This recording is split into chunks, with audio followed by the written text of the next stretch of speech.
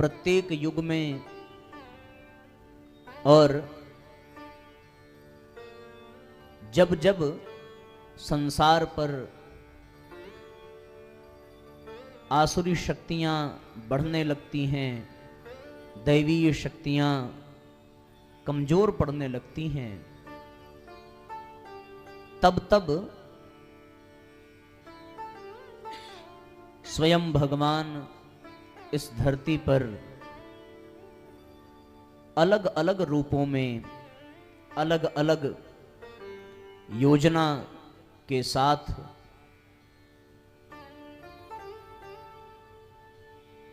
अवतरित होकर इस संसार में आसुरी शक्तियों को नष्ट करते हैं और दैवीय तत्वों को पोषण प्रदान करते हैं।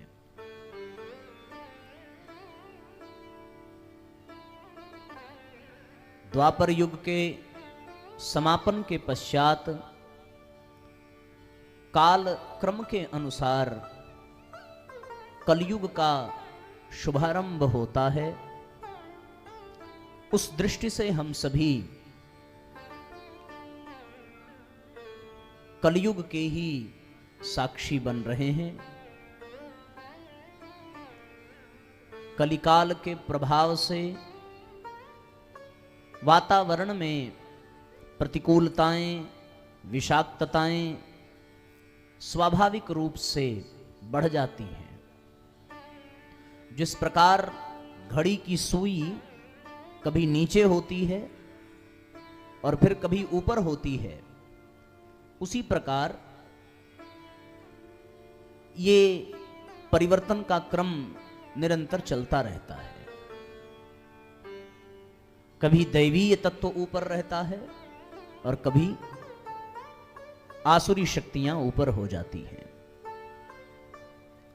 सतयुग में जब आसुरी शक्तियां ऊपर हुई तो भगवान को नरसिंह, वामन आदि अवतार लेकर इस धरती पर आना पड़ा। त्रेता युग में जब आसुरी शक्तियां इस संसार में अपना आधिपत्य जमाने लगी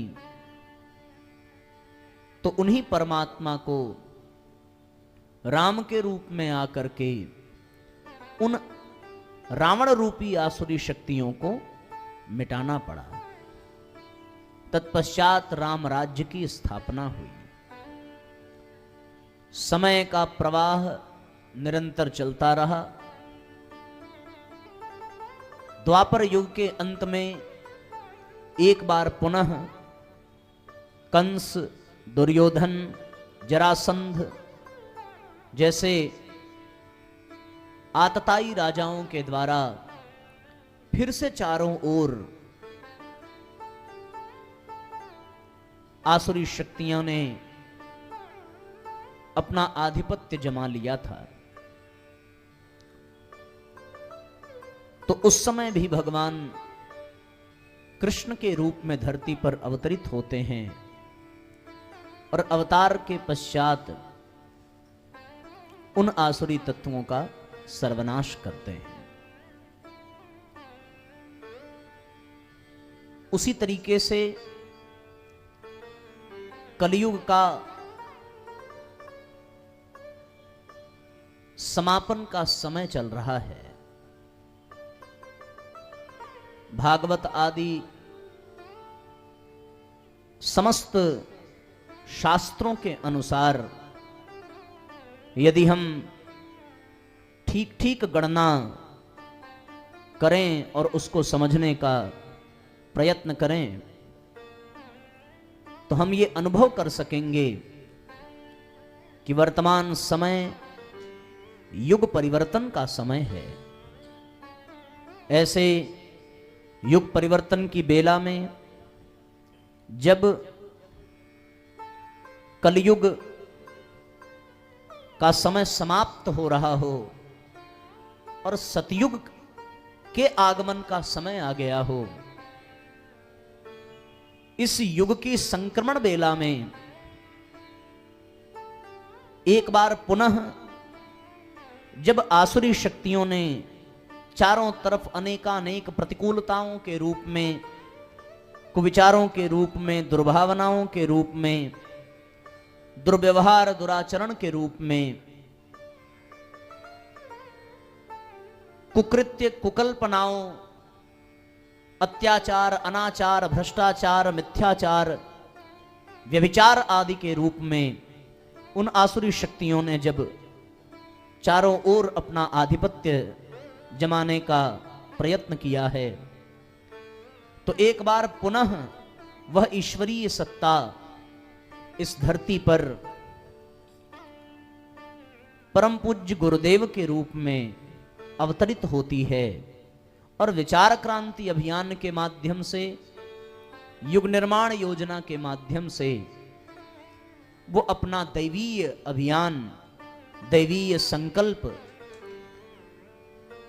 पूर्ण करती है और जन जन में देवत्व को जागृत करने, जन जन की प्रज्ञा को जागृत करने के लिए मां गायत्री, पावन प्रज्ञा पुराण एवं यज्ञ भगवान को घर घर तक पहुंचाने का अलौकिक अकल्पनीय लक्ष्य पूर्ण करती है। जब भगवान का आगमन होता है तो भगवान के साथ उनके अनुचर, उनके परिकर, उनके पार्षदों का भी आगमन होता है। राम आते हैं तो अकेले नहीं आते, भगवान के कुछ साथी, सहचर, सहयोगी कुछ राम के आने से पूर्व आते हैं, कुछ राम के समय आते हैं और कुछ राम के अपने धाम वापस चले जाने के बाद आते हैं। उन सब का उद्देश्य केवल और केवल भगवान की योजना में अपना योगदान, अपना समयदान और अपना अंशदान लगाने का ही होता है।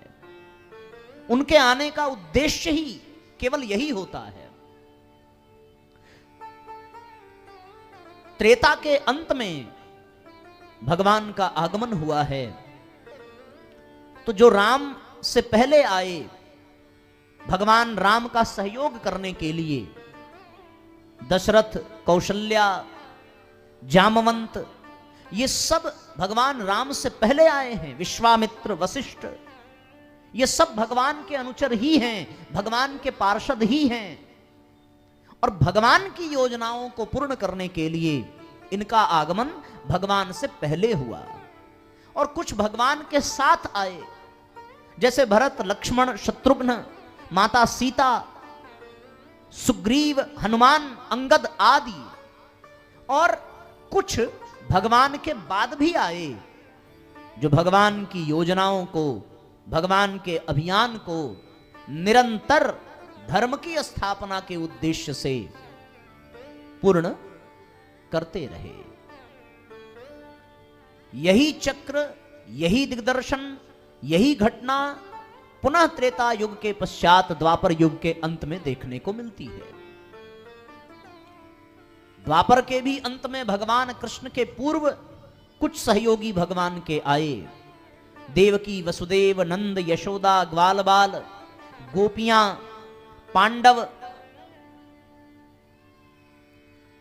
और कुछ भगवान के साथ आए तथा भगवान के स्वधाम जाने के पश्चात शुकदेव, महाराज परीक्षित, ये सभी भगवान के जाने के बाद आए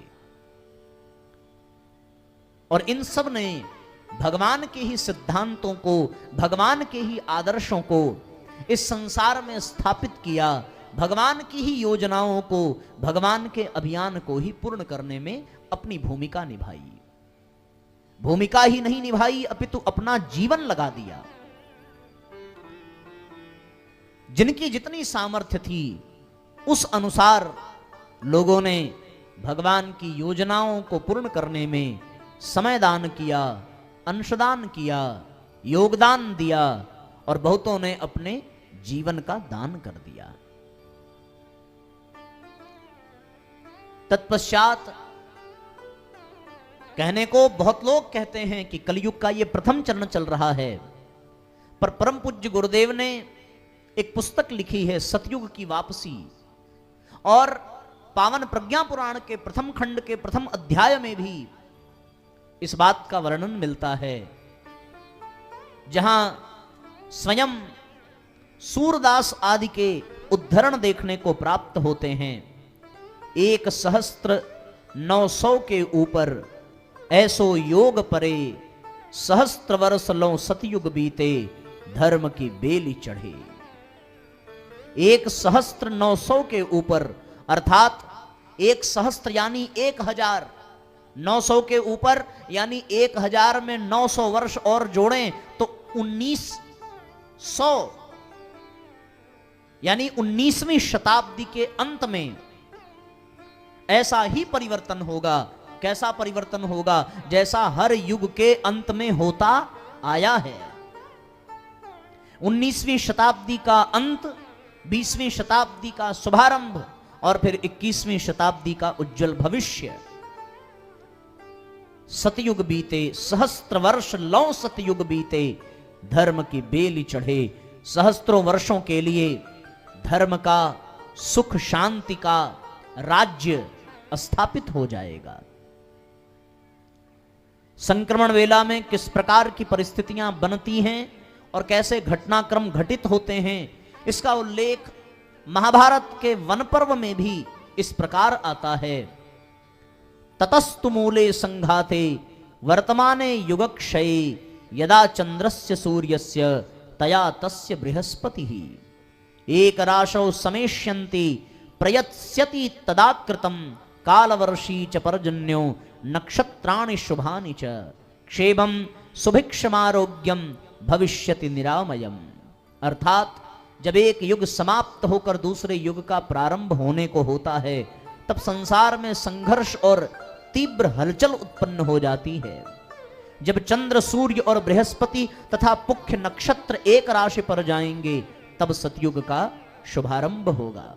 इसके बाद शुभ नक्षत्रों की कृपा वर्षा होगी, पदार्थों की वृद्धि से सुख समृद्धि बढ़ेगी, लोग स्वस्थ और प्रसन्न रहने लगेंगे।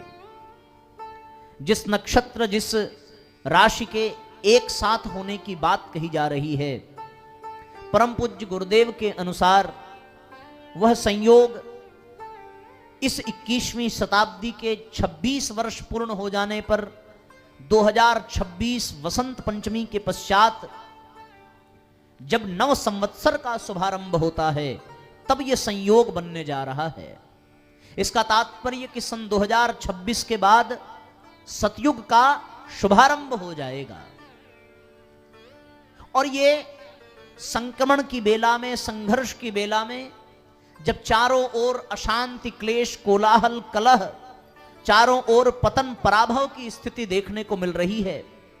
पिछले कई 100 वर्षों से जब हमारा देश परतंत्रता का शिकार होता रहा, उसके बावजूद भी उसकी सनातन परंपरा, उसकी आध्यात्मिक पराकाष्ठा पर आंच नहीं आई। उसके बावजूद भी ऋषि सत्ताओं के द्वारा बनाया गया विधान, बनाए गए प्रकल्प लोगों के द्वारा निरंतर अपनाए जाते रहे और लोगों ने अपने भीतर के देवत्व को मरने न दिया। ऐसे समय में कारण केवल एक ही था, और वो कारण था साथियों कि जिस 19वीं शताब्दी का वर्णन यहां पर भगवान के परम भक्त सूरदास जी कर रहे हैं, उसी 19वीं शताब्दी के समापन पर परम पूज्य गुरुदेव, जो साक्षात भगवान नारायण, भगवान महाकाल के अंशावतार हैं, उनका आगमन होता है। और इस कलिकाल के अंत में आने के पश्चात वही भगवान एक बार पुनः चेतना के रूप में पंडित श्री राम शर्मा आचार्य जी के रूप में आते हैं, और आने के पश्चात वो युग परिवर्तन की इस संक्रमण बेला में अधर्म को नस्त नाबूद करने और धर्म की स्थापना करने के लिए एक नई योजना, एक नया अभियान, एक नए स्वरूप और एक नए लक्ष्य को लेकर के आते हैं। जिस प्रकार राम के समय में उनके साथी सहचर नल नील गिद्ध गिलहरी बानर इत्यादि रहे, जिस प्रकार भगवान कृष्ण के समय में उनके साथी सहचर पांडव के रूप में, ग्वाल बाल के रूप में, उद्धव के रूप में, गोपियों के रूप में, इन सब के रूप में रहे, उसी प्रकार इस बार इस युग के समापन और नए युग के शुभारंभ पर उस ईश्वरीय सत्ता के साथ उनके सहचर, उनके परिकर के रूप में यहां अपना जीवन दान, अपना समय दान, अपना योगदान, अपना अंशदान देने के लिए वही गिद्ध गिलहरी, वही ग्वाल पांडव इस बार गायत्री परिवार के परिजनों के रूप में इस धरती पर अवतरित हुए हैं और भगवान के काम में अपने जीवन को यथासंभव लगाते चले जा रहे हैं।